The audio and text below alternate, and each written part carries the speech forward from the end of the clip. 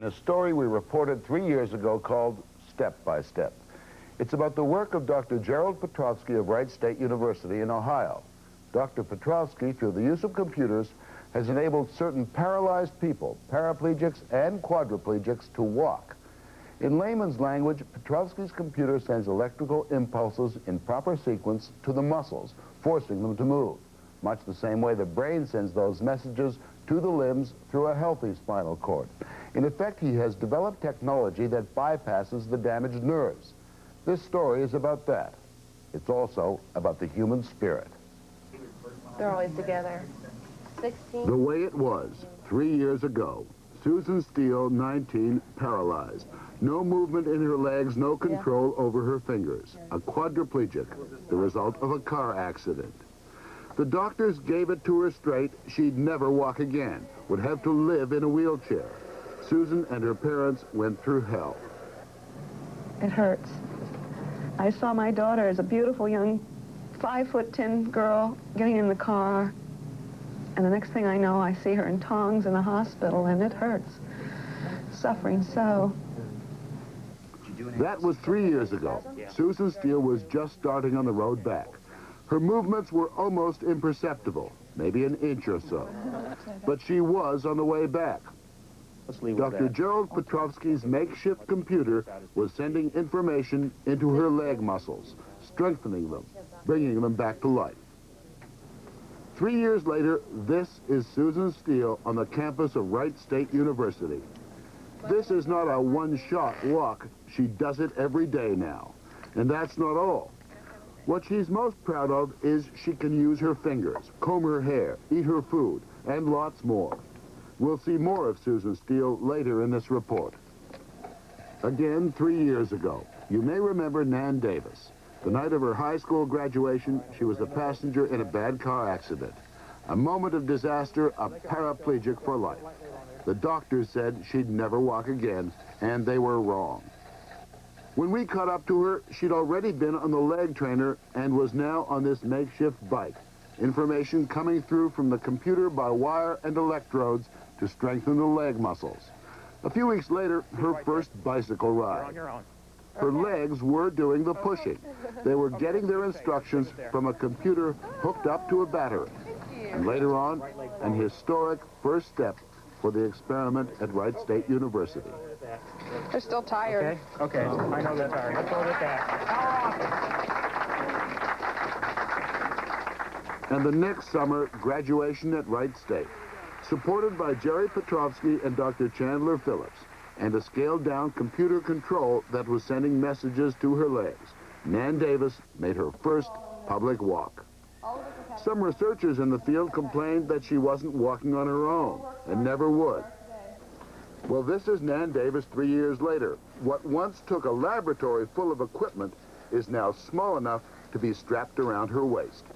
You ever think you'd come this far in such a brief time, kiddo? No, not at all. Everything's moved pretty fast-paced. What can you do now? Much nicer. We use them at home. I can take it home, and I work around the kitchen, do things like the dishes. There's a lot of things you can do. Some things you can't do, like bend down and get things out of a lower cupboard, but now we can get things out of a high cupboard, which we can't do in the chair. I've tried, ever since I've been in the project, not to even assume such and such is going to happen by a certain time. And so I never really thought of it. But now we're able to get up every day, all day long, for as long as we want with our system. But was she always sure she could do it?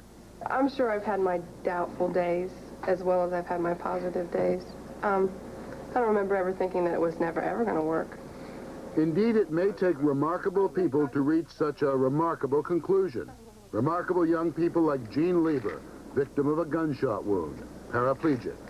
Leg control gone. He's a senior at Wright State. That's his mother come to visit. He'll graduate next June. His friends won't be surprised if he walks up to the podium to pick up his sheepskin. Remarkable people like Linda Lee, a high school teacher from New Jersey. She was riding a bike near a lake and can't remember the accident. Her doctors say she was struck by a car. Her head hit a tree, paralyzed from the waist down. She expects to be back at her teaching career. Walking up a ramp, walking down steps is tough on paraplegics, not supposed to be done. But Linda Lee and Jean Lieber and Nan Davis are doing it. When we were there a few months ago, there were 22 people on the experiment. Some were still in the early stages. Roger Tackett, veteran of the war in Vietnam, wounded, paraplegic. He's on the leg trainer now. He'll be moving up, like Jeff Charlebois on the stationary bike, building up his muscles. The bike is considerably more advanced than the one we filmed 3 years ago, but the system is essentially the same. Functional electrical stimulation through computer control. The computer microchips and power packs have grown smaller.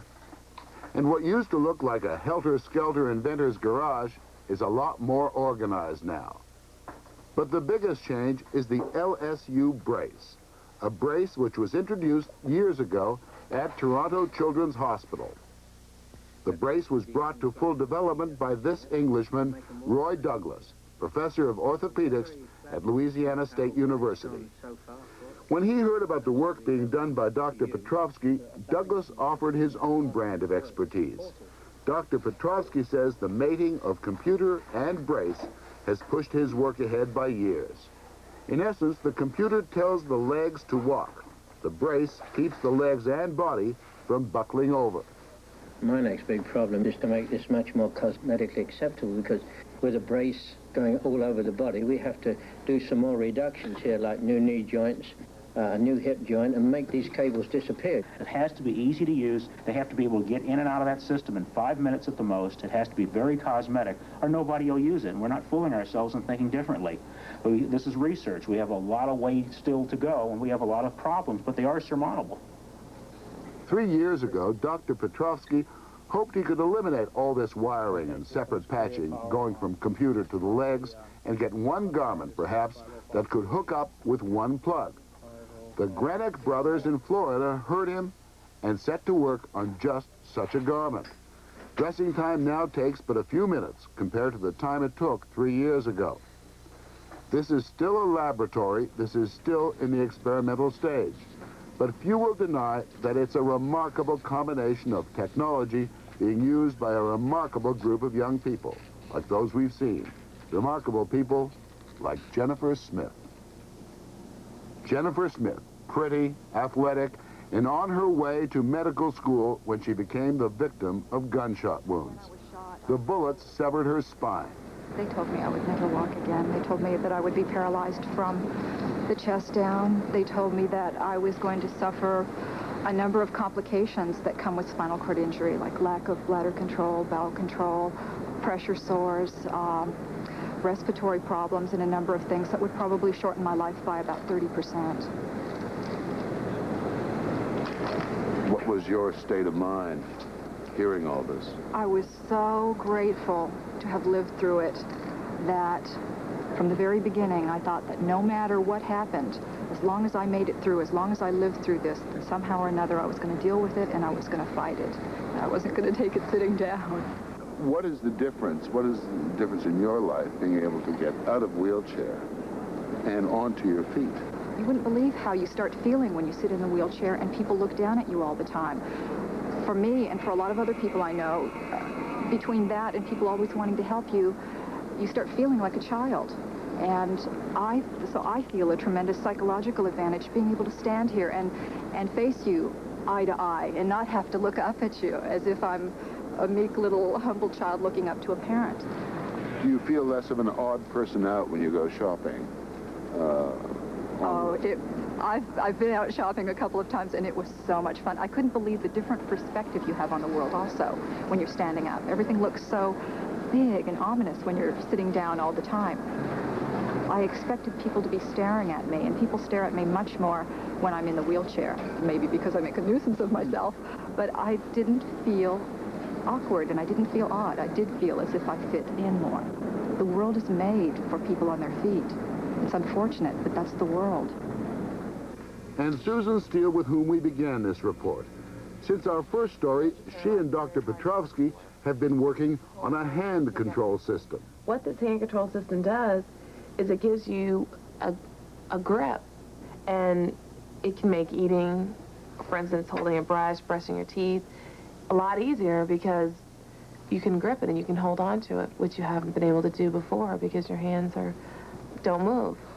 So. And something as simple as a handshake. And Pam, come here. I want to show you. This is normally how I would. This is normally as much of a grip as I can possibly get. With the stimulation, I can do that.